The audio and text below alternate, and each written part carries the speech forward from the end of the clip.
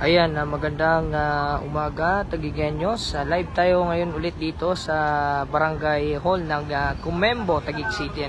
Update lang natin yung ating mga kababayan na ang COMELEC Voters Registration dito po sa Barangay Comembo, Taguig City. At nakita natin marami na rin ang mga pumunta rito upang magparehistro ang kanilang voters.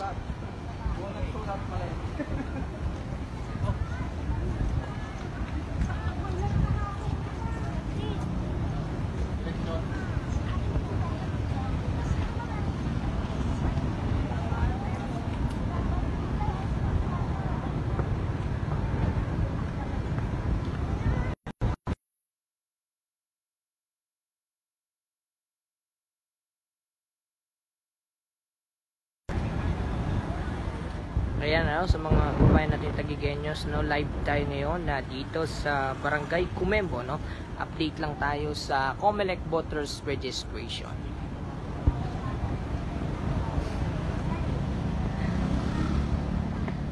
At ito pong COMELEC Voters Registration na isinagawa sa Barangay Comembo is second day na po. COMELEC Voters Registration dito sa Barangay Comembo.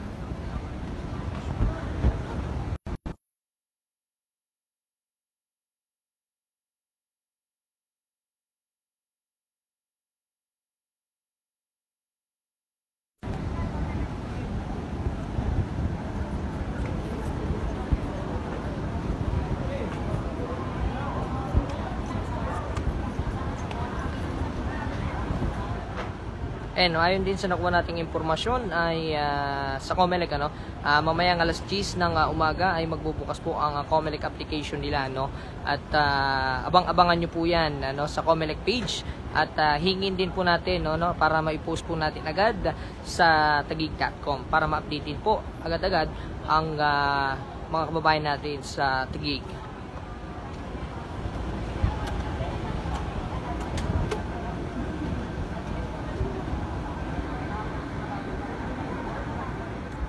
Ayan, sa mga hindi pa nagpaparehistro, at paalala lagi ng COMELEC, ay wag nyo na pong antayin ang huling araw, at upang hindi na maabala, yung oras na kahaba-habang pila ang inyong dadanasin.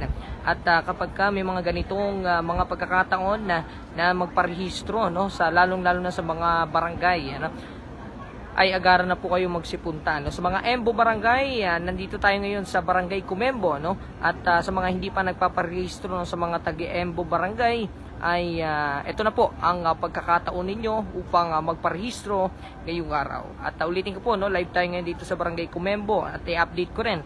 Ito po ang huling araw ng COMELEC Voters Registration dito sa Barangay Comembo.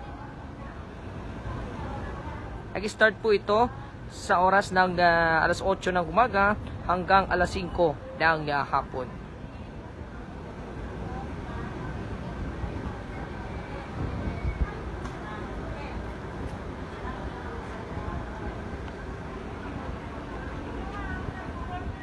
So yan na muna ang aming kabuang live report para sa COMELEC registration update.